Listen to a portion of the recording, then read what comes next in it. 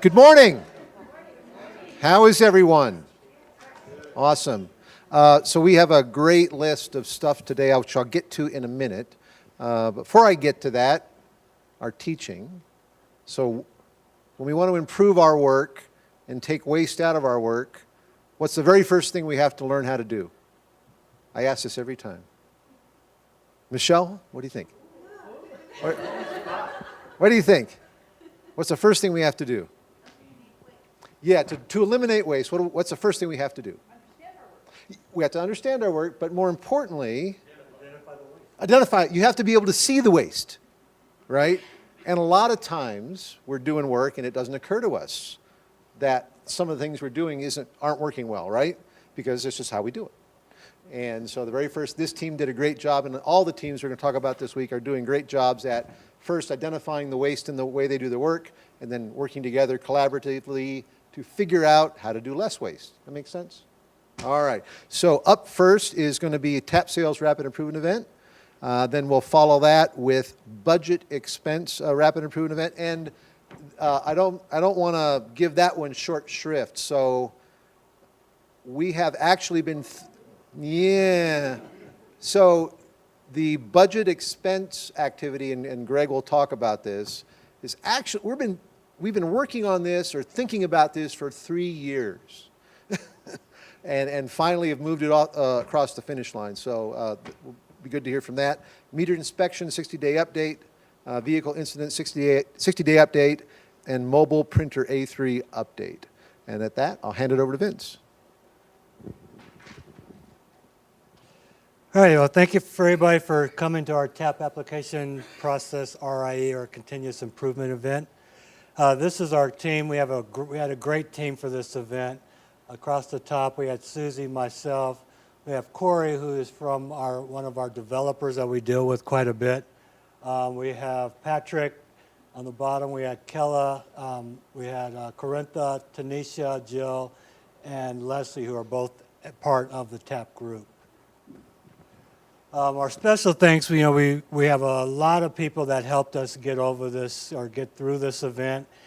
These are some of the people. I know that we've missed some people along the way, and I apologize for that. I want to give a big thanks to definitely customer care and business support for really supporting us, and of course IT, Anthony, for jumping on some much needed computer needs that we have. Of course, and then our team internally that had to hold down the fort while half the staff was in the event trying to come up with this new process.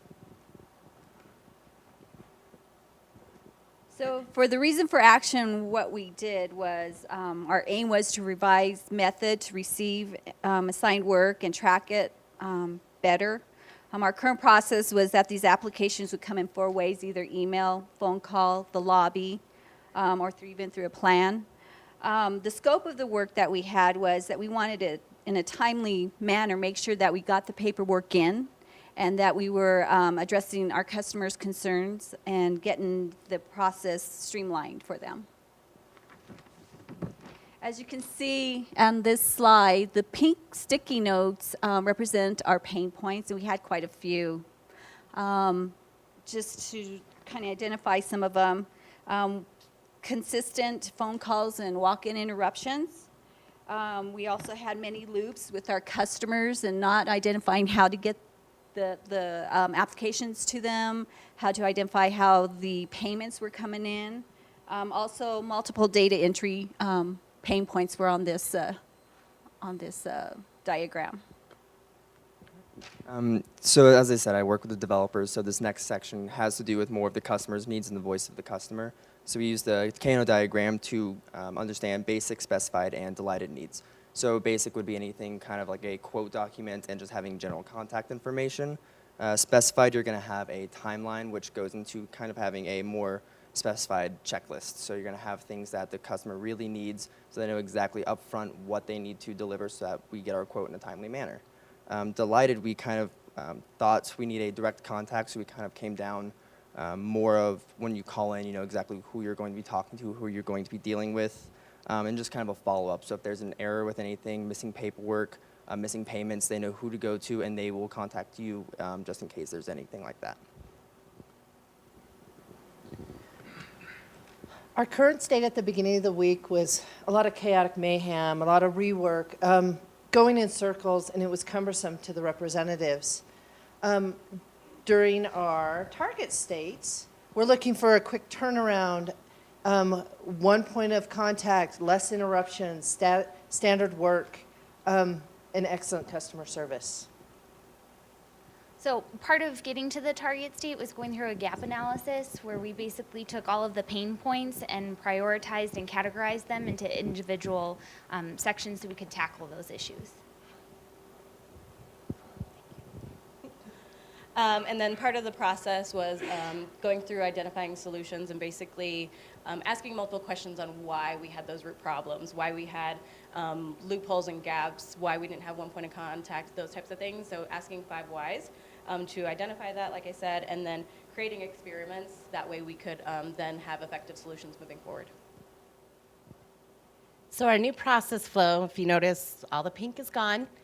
We'll now have one point of entry for our quote and application submittals, a dedicated resource to handle interruptions so that our submittals can be completed within that 5-day target, and a reformatted SharePoint folder to provide one point of entry. Thank you. As David had mentioned, part of it was identifying the work. And part of that process was to start doing some time tracking on the more common processes the team goes through. So you can see here, we start out with averaging 30 minutes or so, but our goal was to bring that down. What we did in that process was identify that a lot of it was through interruptions, right? So we decided, let's find a way to start eliminating those interruptions. Next slide. So, and the multiple entry points, one way to also help eliminate interruptions was to streamline their SharePoint form. This is a tracking form that they use to identify what's going on in the process and also share that out with their customers internally at Denver Water. So as you can see, this was the old format, lots of entry and a lot of it redundant. So I met with all of the team members, identified where they were having issues, and then streamlined it to a much smaller form, and actually added some automation to that form as well, so that they wouldn't have to enter every form. I could use SharePoint to kind of promote that up and get that into the list, and I think that helped a lot. So also in trying to eliminate some of the interruptions, we developed this transfer information sheet for the call center, which should reduce the number of unnecessary transfers and help to educate the call center reps so they know what types of calls should be transferred and when they maybe can use their resources to find more information, and also avoid the transferring back and forth of the customer. This is also another example of some solutions that we created in order to have a more cohesive and consistent communication plan for the team. So we as a team got together to figure out what areas they were missing. So we created some email templates to have for a TAP application checklist for the customer. They had one, but it just wasn't easy to read. It had a lot of additional information that was kind of cumbersome for the customers as well as the TAP reps that they just kind of threw out. So we streamlined that with a lot of help from Corey. What does the customer want to see, that it's easy for them? And then some other email templates we created to, again, just make it consistent for all 4 of the ladies to be able to communicate consistently without having to do any of that rework and take down that time as well. So part of the process, as we kind of alluded to, is about eliminating the interruptions. So we've came up with a new sheriff that's going to now start coding things as they come into our office. We've always been a free-flowing section. You come in with a problem, we drop what we do, and we solve your problem, and then we try to pick back up where we left off, and it takes you 20 minutes to restart back. Now, what's going to happen is we're going to prioritize those interruptions. All the interruptions will come through me. I will give it a color code depending on what I feel it is. If it's something I think it can wait 2 weeks, you'll get a green, and I'll tell you take a number and we'll call you when we're ready, you know. Or If it's something that it's a red, that's a CCMB outage and we need to fix right now, we'll tell you exactly who to go to in the bullpen. The whole process, the whole point of this is to eliminate the interruptions in the bullpen. So we are definitely going to ask for your help. We're definitely going to see that we're going to enforce that heavily, strictly. We're trying to take all side communications out of there, get them away from the group so they can concentrate on their work. Part of also doing this is our process control board, where we're going to be monitoring things like the rework. You know, where were we at? Where did we start? Where are we at now? Our quality scores, our service levels, our skills matrix, seeing where each individual is skill-wise, getting them the help to get them up to speed with everything else. And the biggest part of this is to point out ways that we can improve on this improvement process. It's not going to be perfect. We realize that, but what we want to do is quickly find a way to identify what it is and see how we can improve that one area right then and there instead of waiting 6 months and saying, hey, it doesn't work. The other part of this is now that we have a board that we know, we're going to know every day exactly what needs to be done for the day. With this new tracking tool, I can say we need 9 stub-ins, 2 conversions, whatever it may be, and those will be our daily work. And then at the beginning of each day, the team will know that. We'll check in at the midpoint of the day, and at the end of the day, we'll see what we actually did, and then give a why to what happened, why didn't we meet it, so that we can address those issues right away. So for our event metrics, currently our initial state for our TAP application and service level is 27%. Our goal at the 90-day mark is to be at 90%. Our rework, currently we're reworking 26 times on average. We hope to be less than 13 at the 90-day point. And our quality scores right now are at 36%, and we're hoping to get those to 90% at the 90-day point. So we still have some work to do to get to that target state. Some of those include getting new equipment for the lobby for whoever's going to be rotating out there. Also meeting with our web designer to better format our links for our outside users to use. So at the end, we talked about some insights that all of us had from the process. Some of the things that we thought about were we saw the dedication to the process, unity, and all of us trying to find a common goal. Definitely felt accomplished at the end of this. When we got there Monday, I think everybody agreed that we kind of felt a little overwhelmed, maybe, just in not knowing how things were going to pan out. But as the process went through, we definitely could see, we learned that our IE process really works. You know, breaking down all of that information the information dump you first get, breaking it down and actually seeing how things are going to play out. Also, definitely bringing us together. We all learned a lot about the water cells, what they do in general. So it was a really good experience for all of us. Questions? Yes. We had some really neat visual management boards, and if you can explain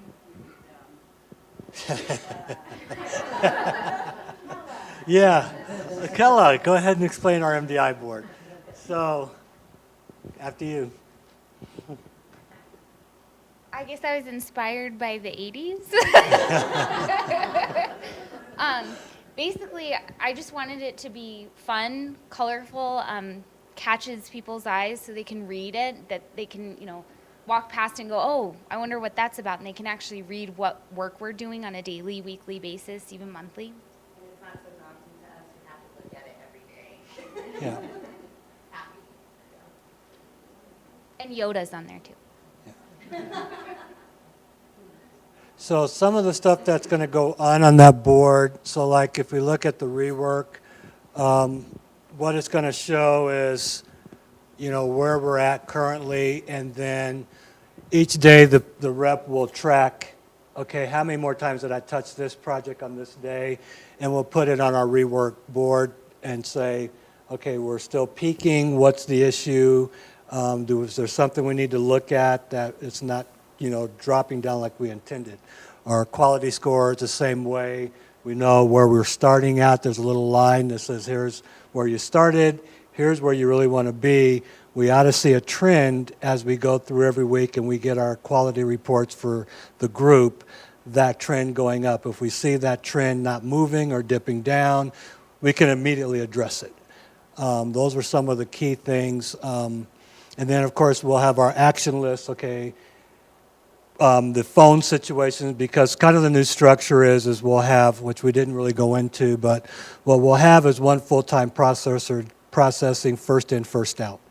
Then we'll have two full-time processors doing the backlog day-to-day stuff that we have to get out. Once those two, and we're guessing that's going to take us about 3 to 4 weeks to do, we'll kind of restructure and we'll have two people doing first in, first out, and two people floating, covering phones in lobby. So all of it's going to kind of play out to see what the customers do, how many phone calls we really get, and we're going to have to make some tweaks along the way through this, but this is going to help us manage that influx of work.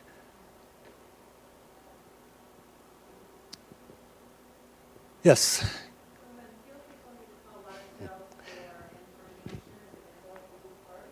No, so we have a whole new setup. So phone calls will no longer be taken by the internal group. Field services, any field crews will have a special number that hopefully by the end of today we should have, that will only be for the field crews to call and say, hey, I'm at this site, I need you to look up a tap. That will ring into the bullpen area. And that's really the only phone calls that they're going to concentrate on answering. All their other phone calls will be dealing with the customer they're working with. And then anything external will be handled by our lobby personnel, or it may roll over to a PRC, or it may roll to voicemail that will get called back by the end of the day. So the new structure kind of will put one person full-time in the lobby every day to handle walk-in clients and phone calls, and then I'll leave the other 3 people in the bullpen to do the actual work. So yes, you'll still have access to a number. If you don't use that number, you won't get any help. So we're going to make sure that we enforce it's not to be given out to a contractor to say, hey, call this number. It's strictly for the field crews to use in order to get immediate assistance. Yes, it's a totally different number. We're having cards printed up to hand out to everybody, so you'll have a card with that number on it.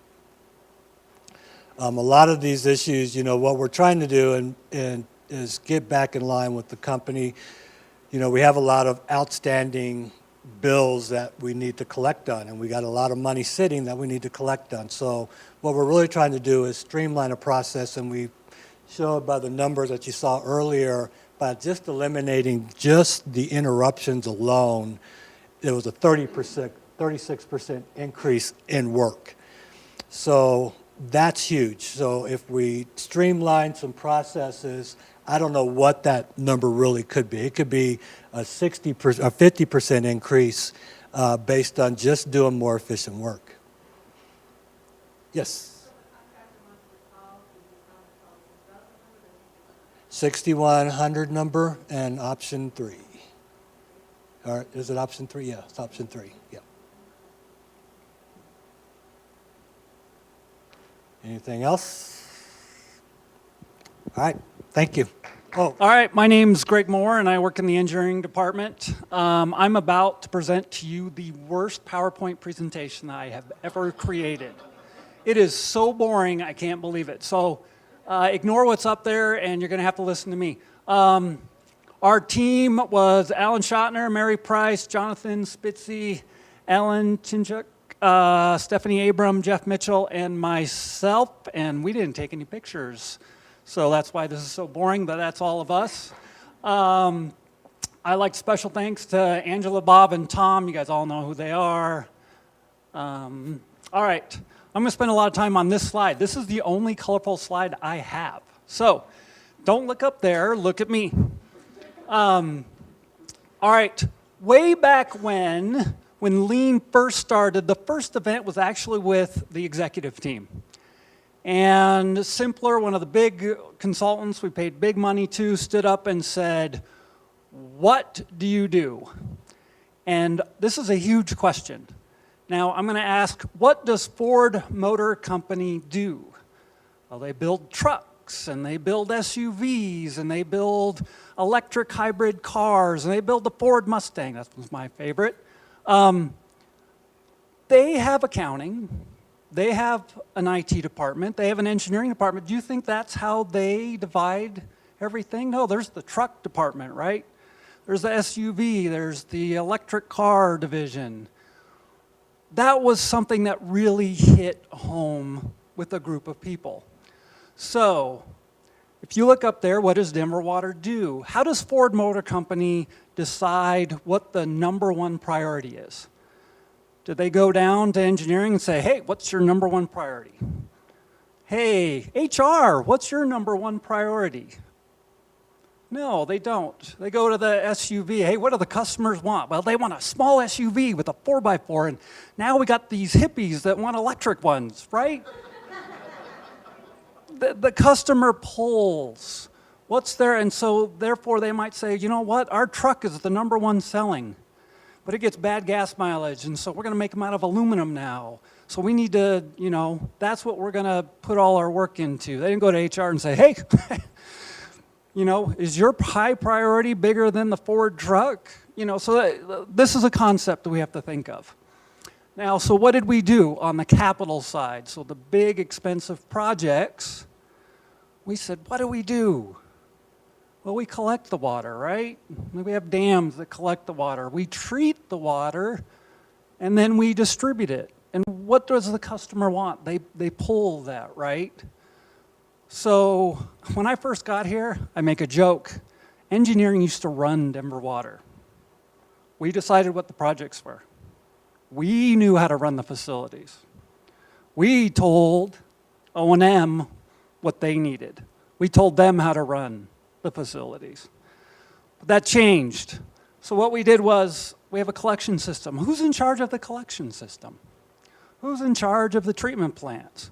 We went to the treatment plants and said, what is your number one priority? Well, we've got a safety issue. Our employees are in danger here if we don't take care of this. And in the past, engineering said, well, that's not very shiny. We want a wind farm. It's really windy up at Ralston. We're going to put a wind farm up there. We're going to put that in the budget. Your safety issue? Hey, we have up here at this collection system, we have stuff that's over 100 years old. That's a danger. But if it was shiny, engineering said, hey, that's not shiny enough. We're going to do it. So what we did about, 3-4 years ago was we divided this and we said, hey, who's in charge of the collection system? What's your number one highest priority? Treatment plant, what's your number one highest priority? Distribution, what's your number one priority? Now get in a room and fight and tell me what are the number one projects.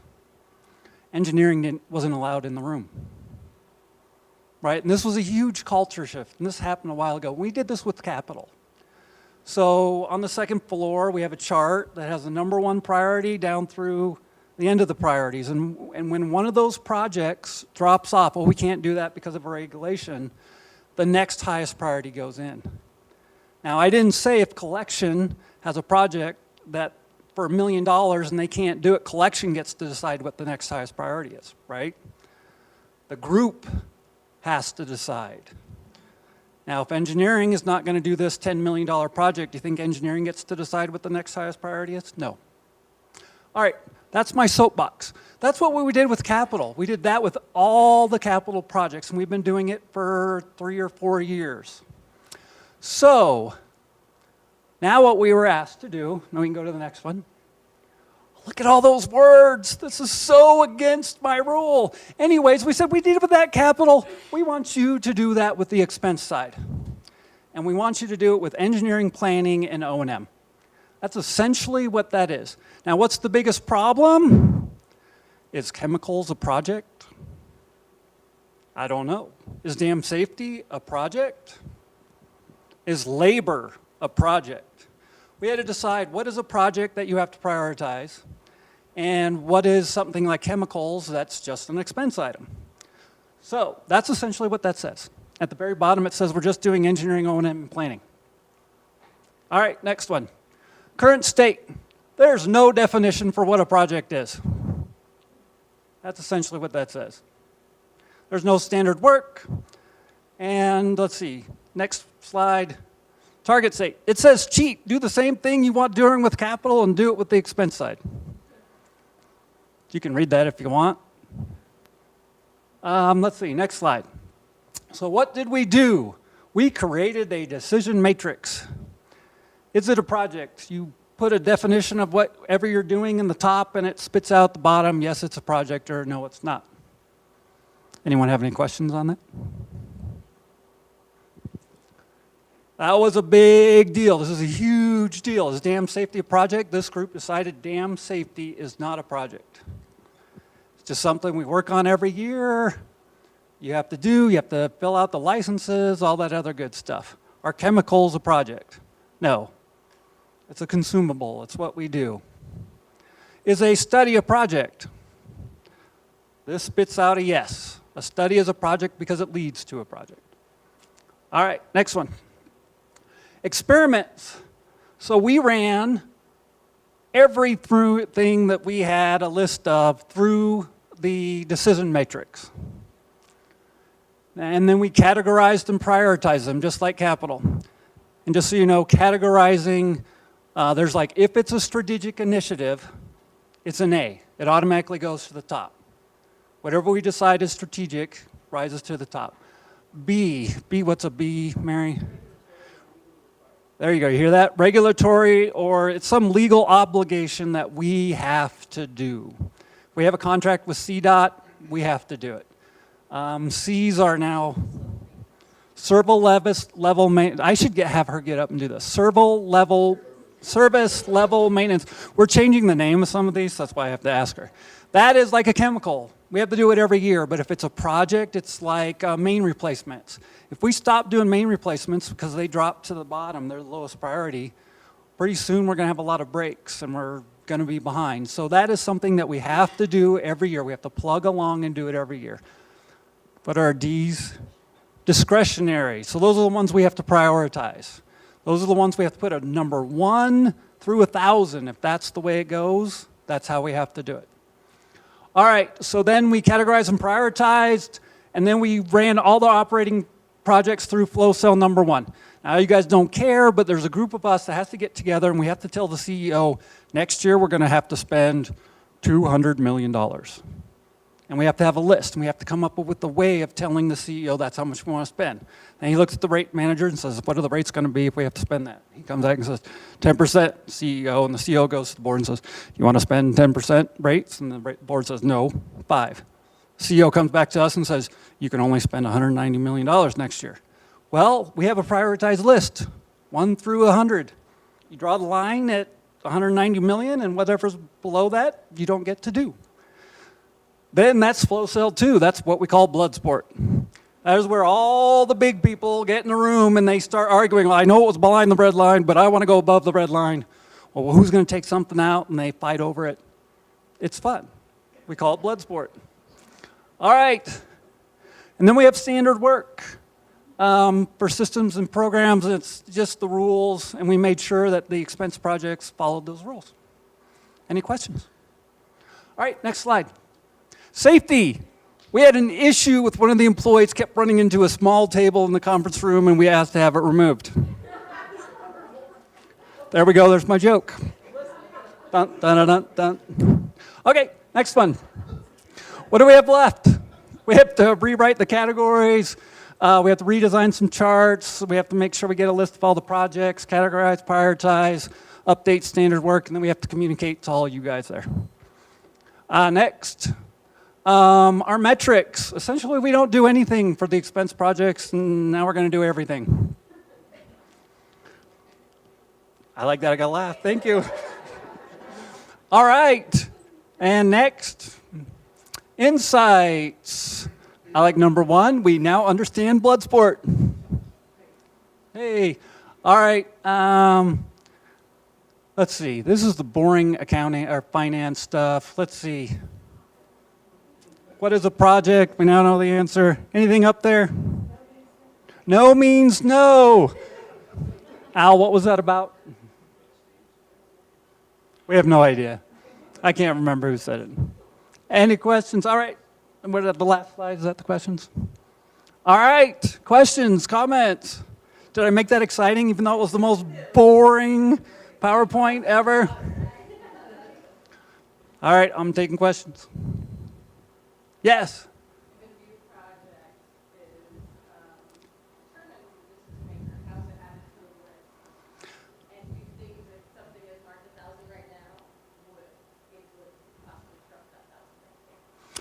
That is a great question.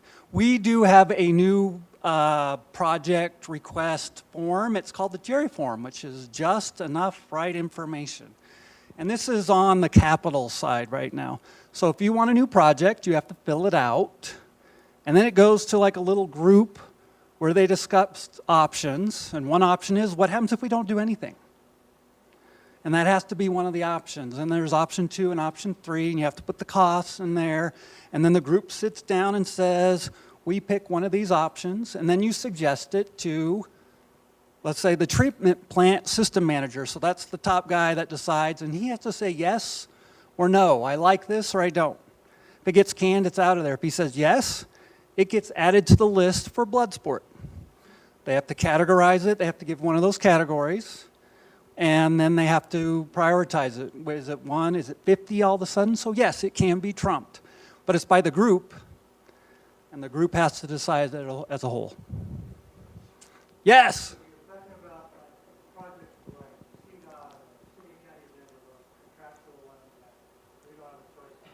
You're right.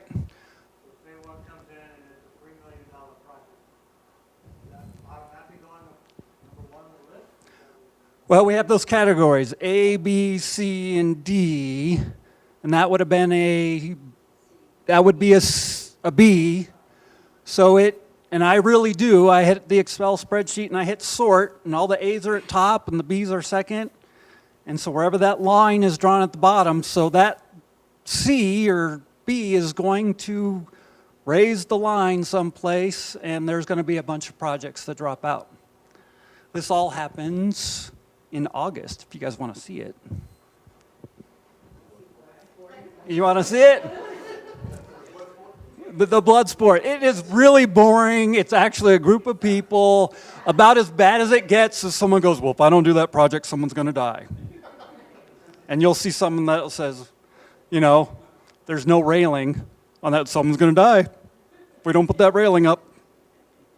So we all laugh. And so it's a joke when someone says, hey, we have to redo the copier. Someone goes, well, someone's going to die. Because that made it the #1 priority. It's a good group of people, and everyone calls BS. It's interesting. It's fun. Any other questions? All right. Did it in like 12 minutes.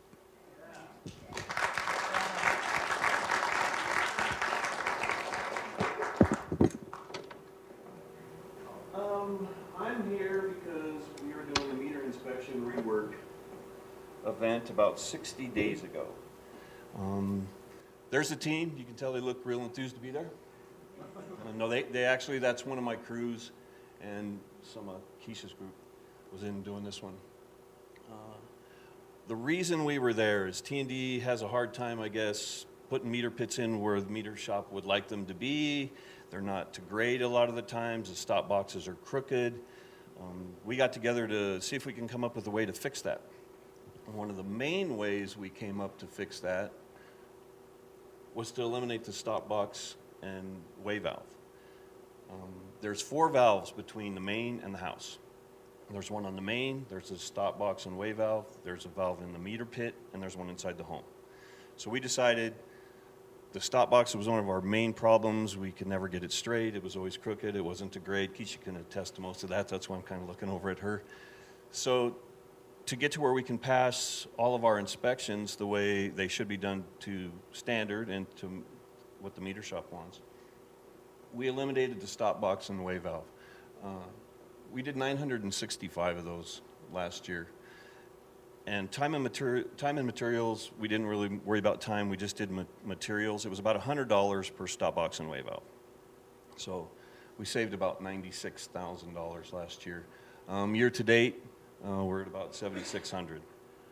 Since the event, we've done 131 meter replacements without the stop and waste and our stop box and wave valve. We had about 60 random inspections. We've come up with some minor things that were wrong with some of them. If we don't catch it, Keisha and her group, they'll catch it and we'll come back and we'll fix the minor things that are going wrong with them. We've given our T&D crews a little bit of leeway on where the meter should be in the pit. I give them a couple inches either way. So that makes it a little bit easier for my people to get it done. Mainly, it's a time saving for my people, and hopefully we're passing a lot more than we used to pass.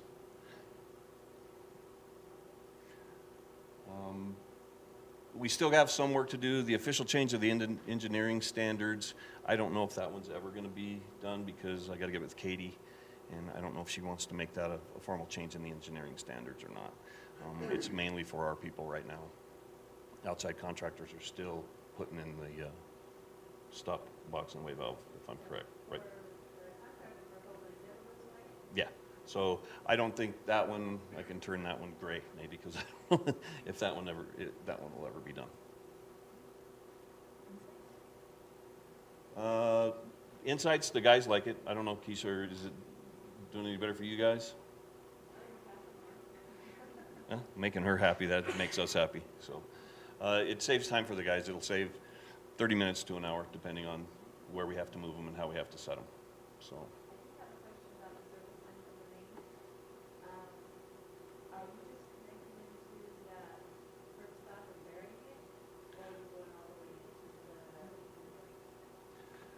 Keisha was asking if when we tie the new service line in, if we're leaving the old wave valve in there and just tying in right there, or if we're replacing the copper all the way up into the pit.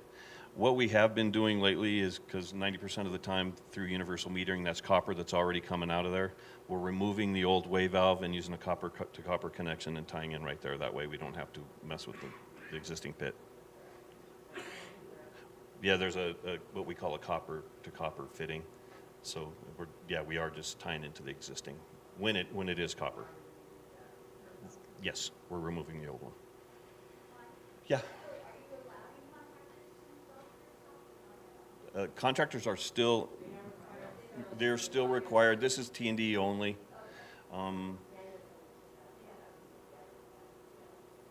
Not yet. Yeah. So it's just internal right now. It's just our people. So, Julie? I remember when the team came up and presented this event, it seemed to me that maybe culturally it was hard for some of those teams to accept the concept. Yeah. I'm curious how that's going. If they're seeing more acceptance of it, or is there still more concern about doing this and maybe nervous about it, or are you starting to see it working and they're doing it a little bit better, or is it not too much? The question was, we've done it for so long that, a lot of the people that have been around a while, I'm not saying guys like me, but, it was one of those things we've always put the stop box and wave valve in, that was the hard line. That's the way we've always done it. That's the way we're going to continue to do it. They adapted pretty quickly to, hey, this is nice. It's saving us time. We're getting it done quicker. They're passing more inspections. As a crew, the crew's passing more. They're not having to go back and do as much rework. And it was something as a group T&D had to work on anyway. But they've adapted to it pretty well, pretty quickly, and they like it so far. And I'll let Keisha speak to her.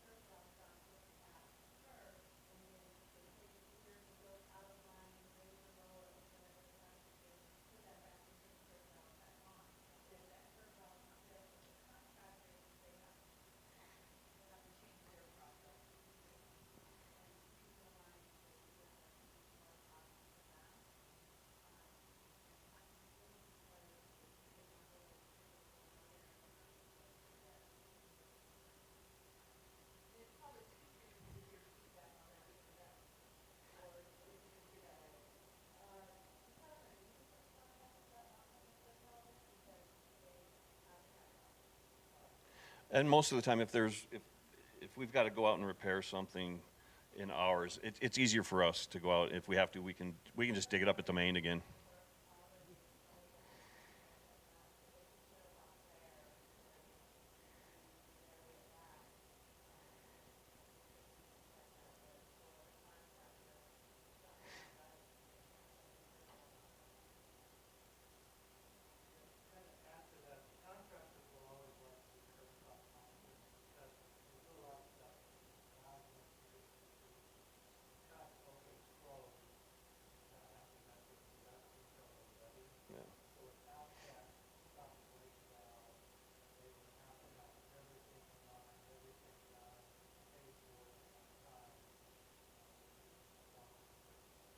So it looks like we might see some different feedback down the line from contractors, but do you know, Vince, how many times a year the contractor has to actually go back and do that kind of thing?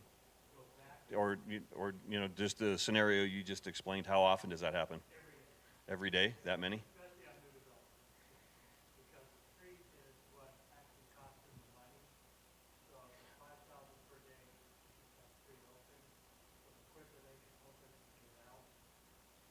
Well, and a majority of the work we're talking about is service line leaks and main replacements that we do. So hopefully with them still having to use the stop box and wave valve, that should eliminate that problem. That's why I think it'll just be an in-house item. But other than that, it seems to be working pretty well. We did our homework a little bit in the event. We found out that it was almost 50-50 cities and that use the wave valve and those that don't. That kind of helped make our decision for us too. So if we hear a lot of complaints and it doesn't work before 90 days and my boss gets to sign off on this, let me know. We might have to fix something. But any other questions? Thanks. And here was the group. We had Dale, myself, Jade, Tom, Brian, Baker from Safety, and Jessica, and Dan Fish, which is no longer here. He has resigned, and then John. So it was a good group. Brought a lot to the table that week. We had a good time. We solved a lot of things instantly for what we implemented. So we started off, there were 72 collisions involving Denver Water pickup trucks. 24 of them were on our own property, and they were backing collisions. So from there, we tried to find a way to reduce it, preventable backing collisions involving pickups only. So we focused there right away. So as you see the bar graph, you can see which one's the highest. It's the pickups, backing accidents. So we honed in there right away, trying to find experiments, ideas, how to bring that down immediately. And as you can see through our metrics here, we are implemented all safety improvements of 20. Our participants, we're reducing organizational costs by all these implementations we're doing. So our status, all of them are green. At the very bottom, I want to bring that attention to the Smith system. You've all seen that come out in the conduit. It's kind of voluntary. You take it. Please don't send me your certificate. My name was on there to send it to me. No clue how it got there. I don't want them. I have a stack like this already. It was kind of comical. All of a sudden I read that and I'm getting it. My email box goes, boop, boop, boop. I'm going, okay. So I went straight to Baker. I go, did you do this to me? And he goes, no. But the Smith system, I took it, and if any of your people in your groups take it, this is what I tell them. Take notes along the way for the quizzes. At the very end, you have a final. If you have those notes, you're going to get 100%, and that's exactly what you need to pass that course, 100%. It's a good course. It opened my eyes. I actually think it's better to back into a parking spot now because they don't have to do all those extra steps. So this was another idea that came out of the Rapid Improvement event, the cone idea, which some crews have adopted. When they get out of the truck, they place the cone. When they have to get back in the truck, they have to take that cone so they automatically get a view of what's behind them before they back up or move out. So some of the insights we had, we've had one backing accident since the event. I think in this 60 day, I think we're at 2. We're at 2 now. So that's dived tremendously with all this hitting it with all the information out there. Treatment, a lot of people are just jumping on the bandwagon, doing things their own way. Right away, they implemented the cone idea. Trades, they don't carry cones, so we implemented the chalk idea, where they place chalks at the back of the wheel. Anything to force you to get out and look. You might have noticed on Jack's fleet, they have goal stickers now above the door handle inside and outside. Get out and look. That was another piece of information that was implemented, so it's showing a lot of great improvements so far. Questions? Joe?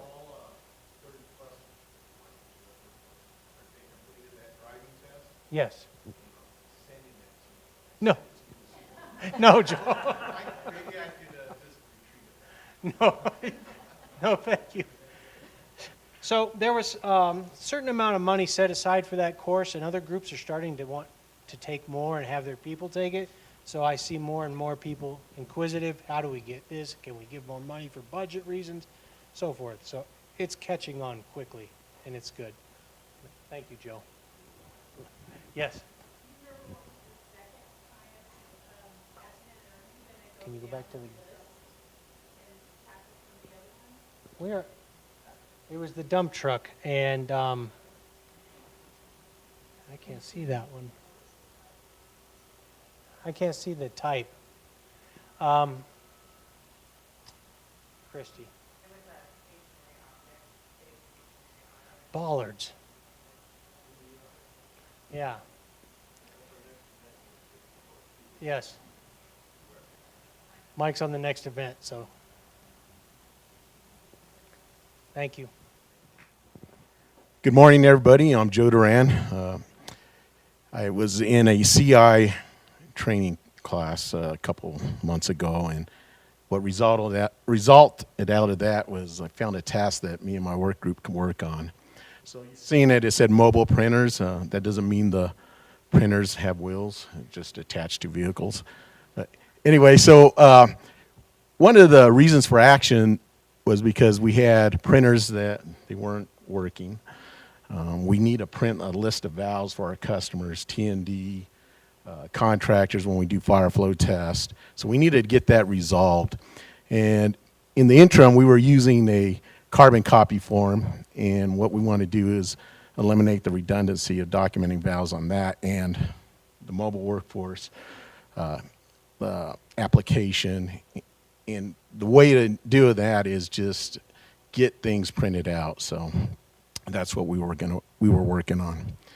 So as you can see, our initial state, we had some issues with some of the ES vehicles. The printers weren't working. We had some of them were broken. We had some issues as far as downloading the applications and synchronization issues. And then we didn't have any printers in our system quality group, so we needed to take care of that. So our target state was, we wanted to get all the printers working, and one of the things, my parking lot items that came out of this is we have a valve operation completion form within Mfield, our mobile workforce application, and we needed to update that, and what we're doing is we're working on an enhancement, and IT's been helping us out a lot on that. So Todd Blake, he's not here, but he's been working with me on that. We're going to take it to UAT in a couple weeks.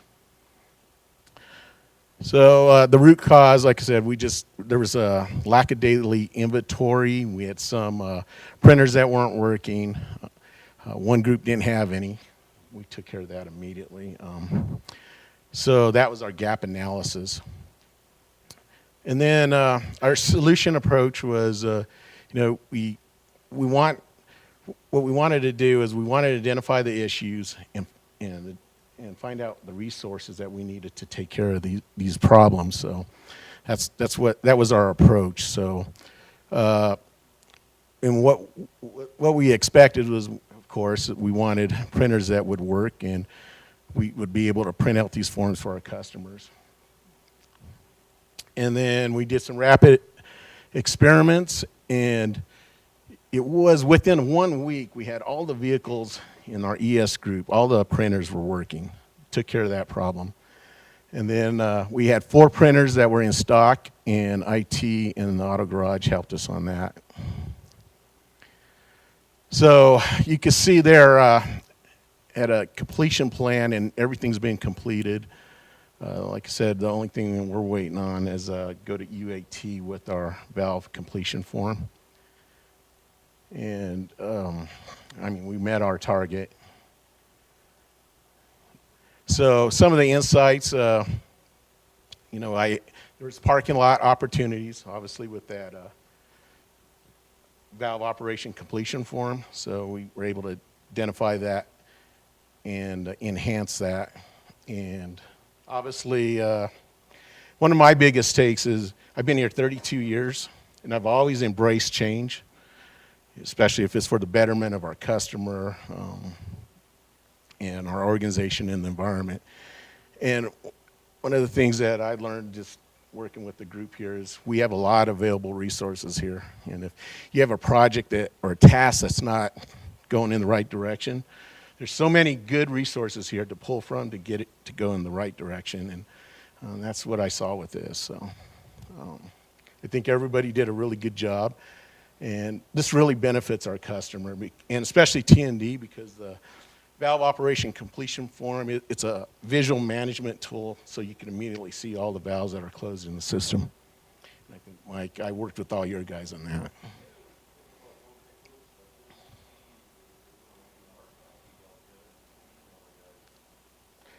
Yeah, one of the issues we had, Mike, was your guys were saying they were having connectivity issues, and some of them wanted to see it immediately. They wanted to see something that they can have visually that will identify what was shut off, especially with long shutouts. So that they want this form, so that's why we did it. We did a survey, a customer survey with them.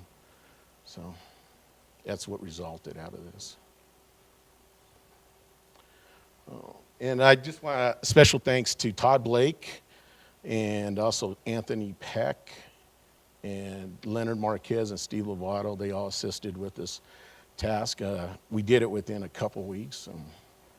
I think IT was great. Every time I ask for something from IT, I usually get it right away.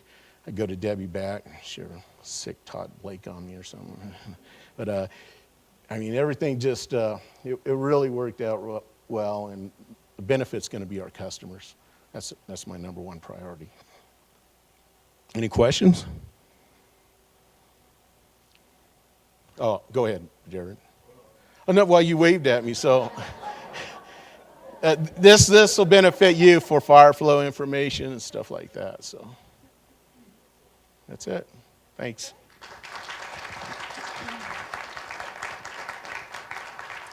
Okay, well, that's it. Thank you, everybody, for attending today.